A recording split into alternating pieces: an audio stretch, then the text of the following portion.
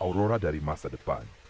Di tahun 2013, senja yang indah membentang di atas sungai, langit memancarkan warna jingga yang memukau. Mizzy, seorang pemuda sederhana yang gemar memancing, duduk di tepi sungai dengan kailnya. Hobi itu adalah pelariannya dari kehidupan desa yang monoton. Diiringi gemericik air sungai dan semilir angin, ia larut dalam ketenangan. Namun, kedamaian itu tiba-tiba pecah oleh suara gemuruh yang mengguncang. Mizzy mendongak dan terkejut melihat sebuah benda logam bercahaya biru meluncur dari langit dengan kecepatan tinggi. Benda itu, yang tampak seperti kapsul besar, mengeluarkan asap tebal sebelum menghantam permukaan air dengan dentuman keras yang memercikkan gelombang besar. Mizzy segera berdiri. Rasa ingin tahu dan kekhawatiran memaksanya berlari ke arah jatuhnya benda itu. Di antara bebatuan di tebing sungai, ia menemukan kapsul logam besar yang tampak rusak. Pintu kapsul terbuka sedikit, mengeluarkan cahaya samar. Dengan hati-hati, Mizzy mendekat. Melihat ke dalam, ia menemukan seorang wanita terbaring tak sadarkan diri. Wanita itu berwajah cantik dengan rambut panjang yang terurai, mengenakan pakaian putih aneh yang seperti baju kain bercampur logam tipis. Wajahnya tampak pucat, tapi masih bernapas. Siapa dia? Apa dia manusia? Gumam Mizzy sambil memeriksa denyut nadi.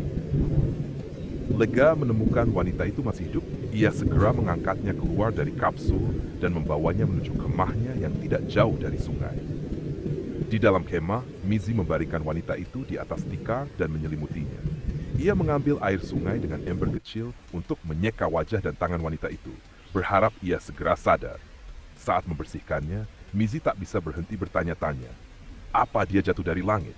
Bagaimana mungkin? Beberapa jam berlalu dan wanita itu akhirnya mulai bergerak.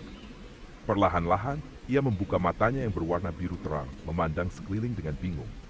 Ketika ia mencoba bangkit, Mizzy segera menghentikannya. Jangan banyak bergerak, kata Mizzy lembut. Kau baru saja pingsan. Aku menemukanku di kapsul itu. Wanita itu menatapnya, tampak bingung sekaligus waspada. Kapsul, ngomongnya pelan, seolah mencoba melihat sesuatu. Ya, jawab Mizzy. Kau jatuh dari langit bersama benda itu. Siapa kau? Dan dari mana asalmu? Wanita itu terdiam sesaat menatap Mizzy dengan sorot mata penuh keraguan. Akhirnya dengan suara lemah, ia menjawab. Namaku Aurora.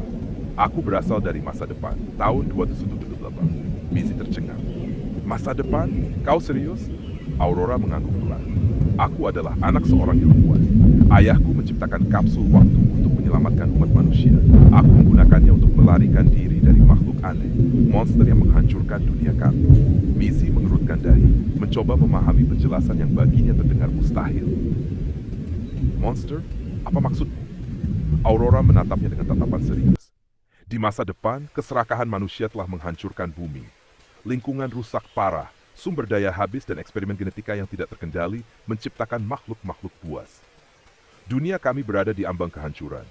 Ayahku mengirimku ke masa ini untuk mencari harapan dan memperingatkan kalian. Mizzy terdiam, matanya tertuju pada Aurora yang tampak begitu tulus.